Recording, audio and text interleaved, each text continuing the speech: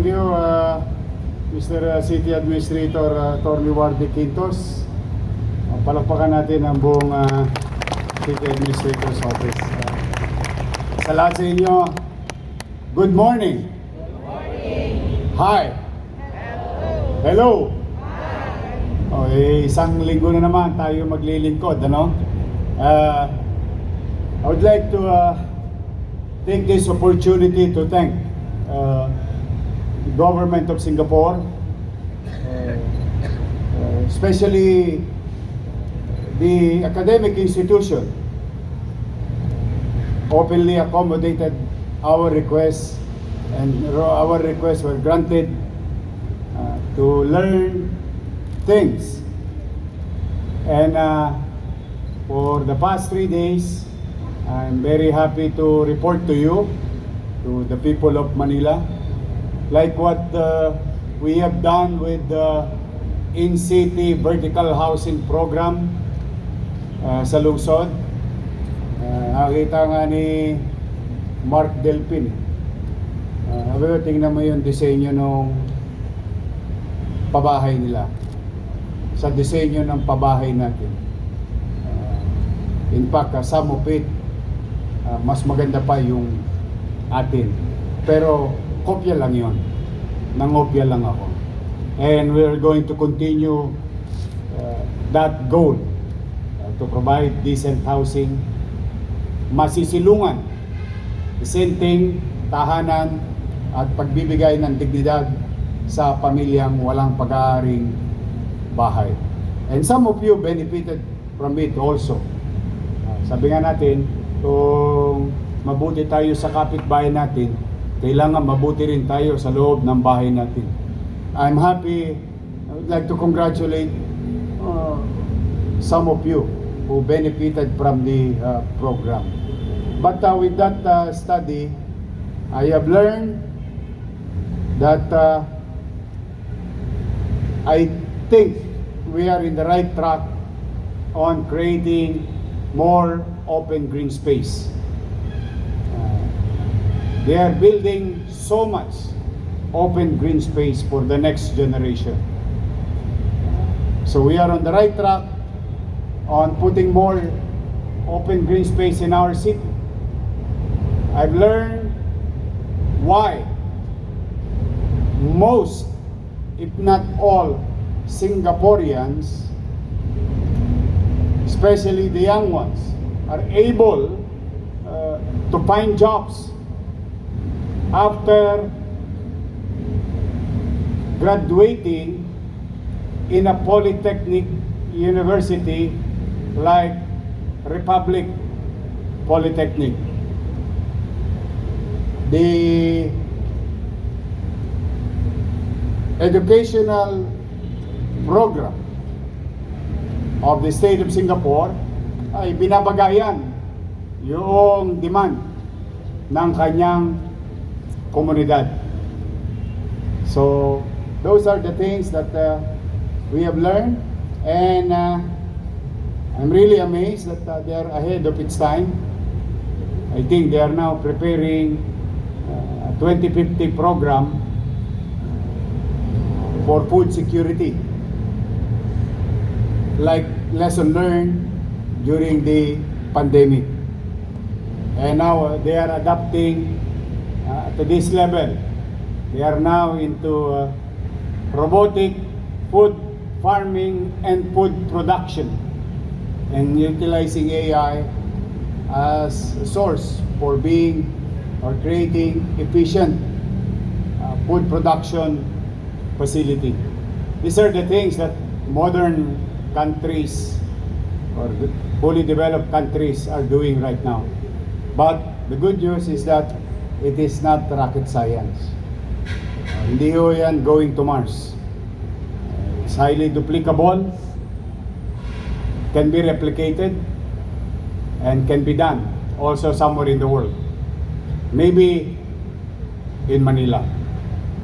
But for the meantime, we will continue to focus, and we will not dissuade our dreams and aspiration to deliver MBN, minimum basic needs, housing, education, healthcare, and jobs. Now, like what the city administrator is saying, in the coming days, there will be turbulent times for our city because we make changes, and changes that may other political colors will utilize. Mukhang hindi pa sila nakamove on sa eleksyon. At mukhang pulutan na naman nila ako sa politika. Huwag na kayo umasa. Kayo na lang magpresidente. Total, makukulong din naman kayo pagkatapos eh. Naging habit na natin yan eh. I really don't care, with all honesty. I owe it to the people of Manila, this second win. I owe it to you. I will stay. I will stay if you allow me for the next 10 years of our lives. Huwag niyo na ako isama dyan sa mudslinging competition ninyo. Hayaan ko na kayong manalo. Pero someday, you're going to us and you're gonna ask for our vote. The people of Manila will vote for those who fit in the office, who seem, or the way we look at it. But for the meantime, sabi ko paulit-ulit, hindi madali itong second term na to. Nalulungkot lang ako sa mga ibang politiko pagpalundagin who doesn't know and decide and choose hard decision. And in leadership, sometimes you have to bite the bullet. Maasim man ang suka, kailangan mong inumin. And leaders should be in front, not behind. Leaders, the root word is lead. Lead, normally, ang pinakamadali na ibig sabihin nun, ikaw ang nasa unahan. Hindi ka nagtatago sa takot mong ma-re-elect o sa takot mong ma-elect. Because decisions should be made. Decisions must be done. And hard decisions, ang pinakamadali sa pagiging leader ay yung Miss Congeniality, pang Miss Universe. Wala kang gawin, wala kang kaaway, pero wala ring serbisyo. At nakita niyo yan. Nakita niyo yan. If you are a passive leader, no work will be done. And I'm happy. Kaya nga masaya ako pag nakikita ko kayo pagka Lunes, sapagkat pasan kuman ng daigdig, gumagaang dala ng dahil sa inyo na mga kasamahan kong naglilingkod sa bayan. The city of 2 million people nighttime and the city of 3 million people daytime. It's a challenging city. An old city. Diyan minsan nadetest ang leadership ng mga halal ng bayan. Kaya sometimes you really have to make a decision. And this decision, in the long term, if I may borrow City Administrator's statement, in the long term, the people of Manila will benefit from it. Sa umpisa, masakit sa kilikili. Masakit sa kasukasuhan ang paglalakbay. Ngunit, kung hindi mo titiisin ang sakit, hirap at pighati, hindi ka makararating sa gusto mong paroonan. Kaya sa inyo, mga kapwa ko lingkod bayan, ay paulit-ulit para akong sirang plaka, pero every Monday, papaalala ko to. I cannot do it alone. Serving the people efficiently, serving the people today, doing service today, and serving the people for tomorrow and their children, ay nakaatang sa balikat nating lahat. While I am the mayor, but the mayor cannot just resolve alone all the problems. I need each and every one of you to do public service. So help me to be a better city of Manila na tinitingala kayo mismo. In fact, kahit sa kapitbahay ninyo, saan ka nagtatrabaho? Sa City Hall. Wow! Kayo'y tinitingala sapagkat sabi nga, many are called, but few are chosen. You were the chosen one. You have now the opportunity to create change, to help. A few minutes ago,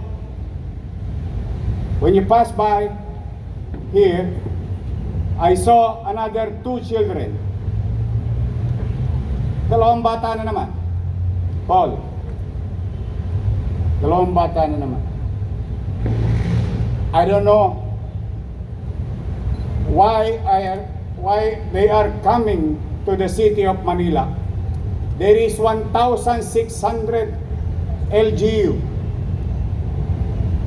There are about 200 plus cities. Mas mayaman sa atin ang Quezon City. Mas mayaman sa atin ang Pasig.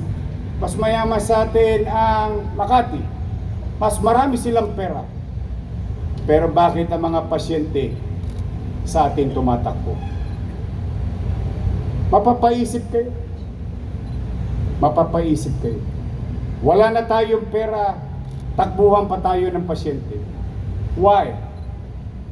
You know, the answer is because the city of Manila, no matter how hard it is, we will continue to help the people.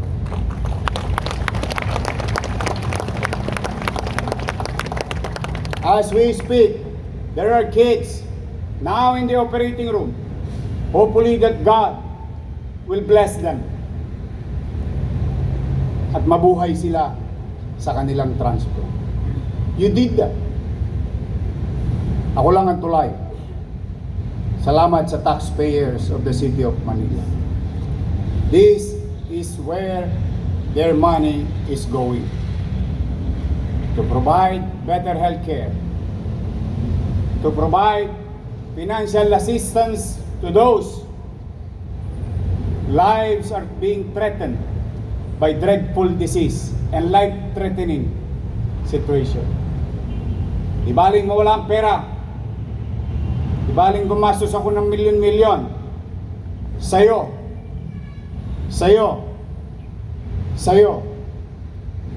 Mabuhay ka lang.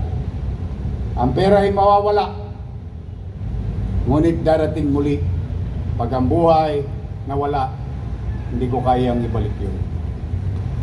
These are the things lagi niyong ilalagay sa inyong puso, sa inyong isipan. Magbubuti tayo.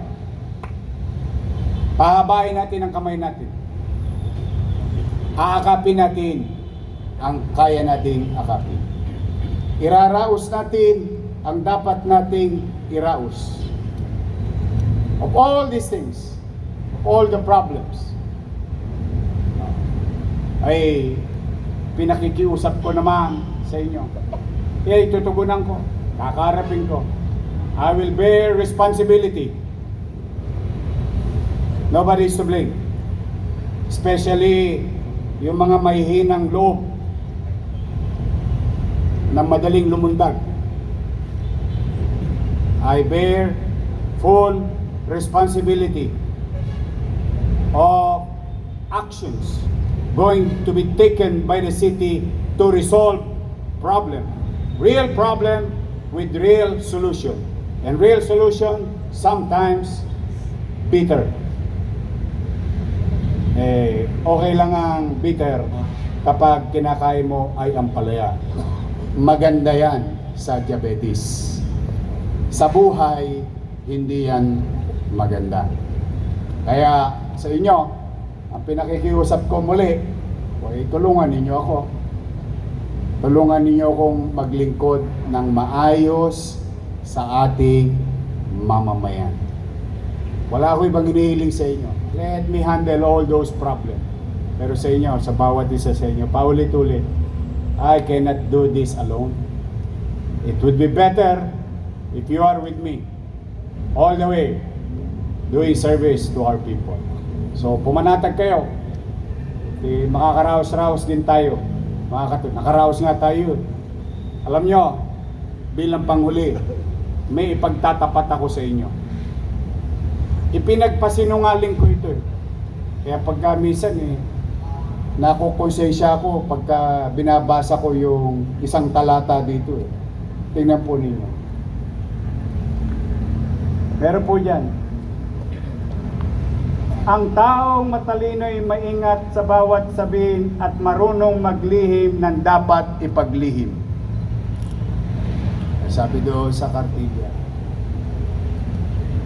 Ako'y magtatapat naman sa inyo na. Total, tapos na eh. Ang maganda kasi magkwento pag hindi nyo naramdaman yung problema.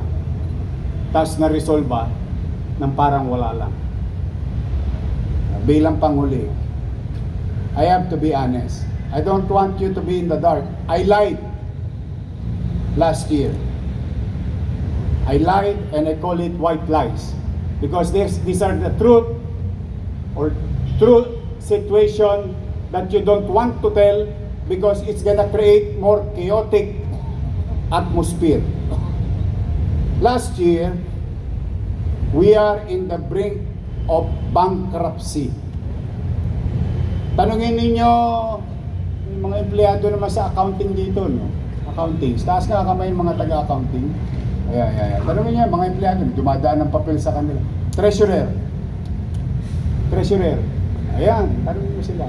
Ipagpasinungaling niyo yung yung ipinagsinungaling ko.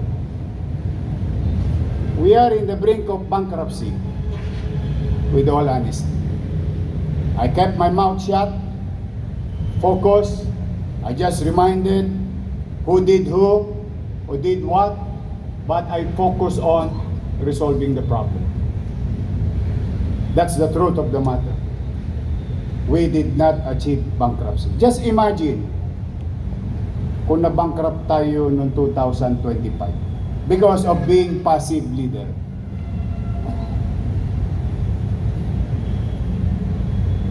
That's the bad effect of not making decisions.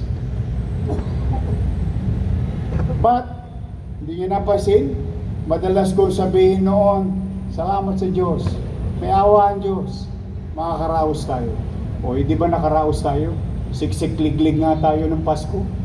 Akalain mo yun?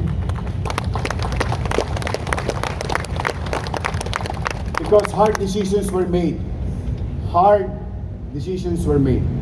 Totoo yung sinabi ni City Administrator, kahit 2022 pa, kahit 2023, habulin mo yung mga yan, magbayad sila ng buwis. Makaraos tayo. Walang nagutom sa Maynila. Ngayon, parang sinusubok na naman tayo. Hindi naman ako nagkubli. Sabi ko noong Enero, it's gonna be a turbulent year for us. Because from ICU, nandoon na tayo sa recovery room. That's the truth of the matter. And if we recover and spend efficiently for whatever we are going to collect, tingin ko naman na I'm always so full. God will provide. Do your best and God will take care of the rest. So that's why that situation is over. The 2025 situation. Another year, another challenges. And I hope to some, na hindi pa naka-move on sa politika. Uy, ayaw na sa inyo ng mga taga Maynila. Huwag nyo na ipilit ang sarili nyo. Hindi pa ba kayo naka-move on? Ako naka-move on na nga, nakapagpatawad na nga ako. But anyway, talagang ganun yata. Basta tandaan ninyo. Tandaan nyo to. Itong mga halal ng bayan. Pag may babaril sa inyo, ako unang sasalo ng bala.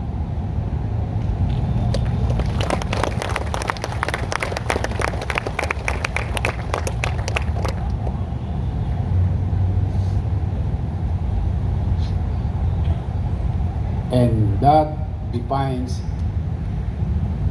and that separates a general and a soldier.